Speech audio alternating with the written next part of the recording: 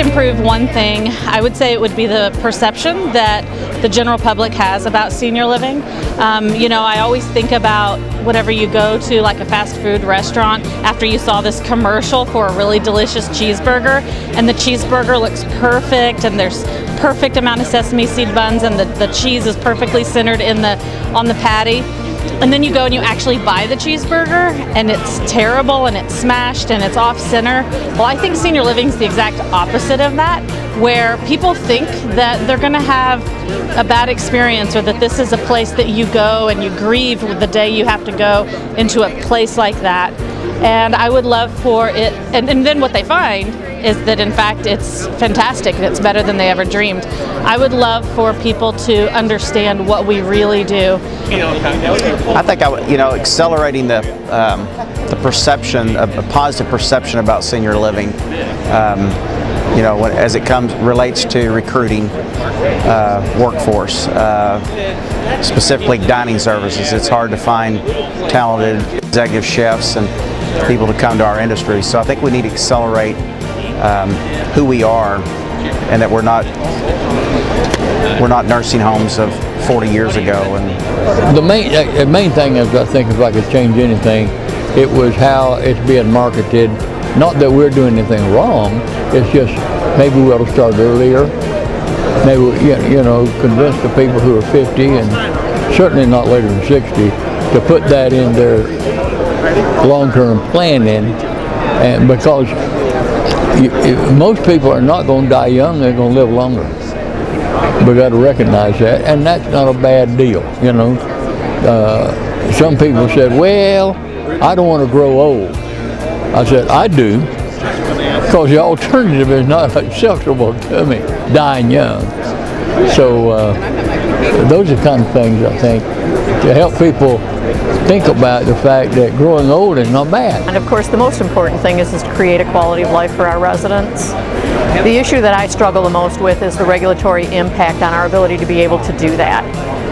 When they talk about person-centered care and our ability to approach these people from their space, it's very challenging when the government professes or the regulators profess person-centered care, but then prescribe it within their guidelines and don't give us the freedom to truly create that opportunity for these people from their space.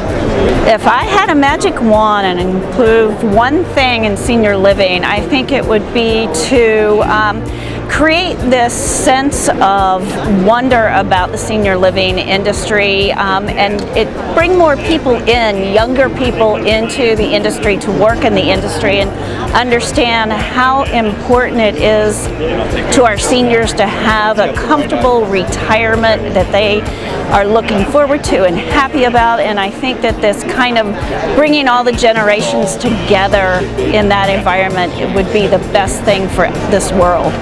How do we integrate our seniors more back into everybody's everyday life, so that we gain and maximize their wisdom, particularly with our younger generation like the millennials, the value that they can bring to those younger generations of compassion, love, understanding, humanity, all of these things, particularly the things we've seen so stressful, like even in our everyday activities and what we see in our political life going on in our country.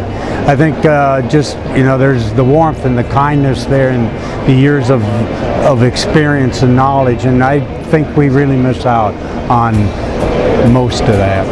I would change government over regulation. Because dealing with government regs takes probably 25% of my time. Dealing with OSHA and BOLI, which is the Bureau of Labor and Industries for Oregon, and the Obamacare rules and new insurance regs, just all that stuff just drives me insane. I think that we need to gather all of our partners and collaborate on how we're going to attract the younger senior, the boomer, who we really want to draw into our communities. We need to develop our communities, design them, create them, from interior to exterior to programming. I mean, that's really where I think the industry needs to head, or we're going to continue to draw that 85, 88 plus senior that's in their home and really almost needing the assisted living. If I had a magic wand and I could change one thing about senior living, I think I'd change the way that society sees older people and eradicate ageism, because I think that people begin to see themselves differently somewhere between 60 and 70, and they get fearful and they're afraid to reach out and embrace the wonderful things that we have to offer them in life plan communities and senior living. And I think that if we could remove that fear and remove that sense of negativity about getting older, that the world would be a different place and a better place. I think we struggle a lot with workforce. We are now dealing with multiple generations in the workforce, so millennials, Gen Xers, and boomers. And when we are searching for hospitality and a true desire for customer service, those three generations view things very differently and people struggle. And that's what I find with my clients. If I could do one thing, it would be magically find the right staff for all the various levels and the things that I need to have done. I would like to have perfect nurses, perfect CNAs, trained and dedicated to long-term care services. That's what I would like. The most important aspect of senior living I'd like to see changed is not to call it senior living. We are simply communities of meaning that bring people together to do interesting and creative things.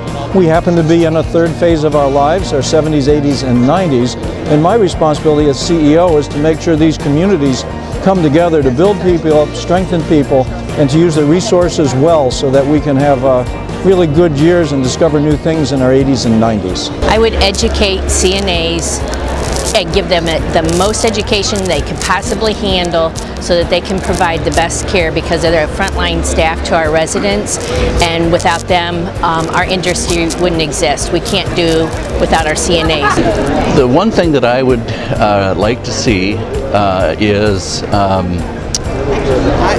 way for us to get younger seniors to realize the value of the CCRC model and not wait until they're in their 80s, in their 70s, but get younger seniors to appreciate the value and the lifestyle. I think it would change the mentality that change has to come from the outside. Oftentimes I think we need to break down the silos and make change, bring change in from the outside, but then take change out to the community.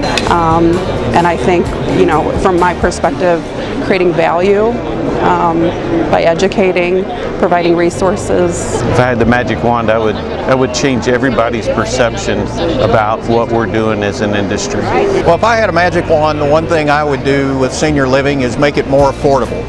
I think the biggest thing is I wouldn't call it senior living, I would just call it living.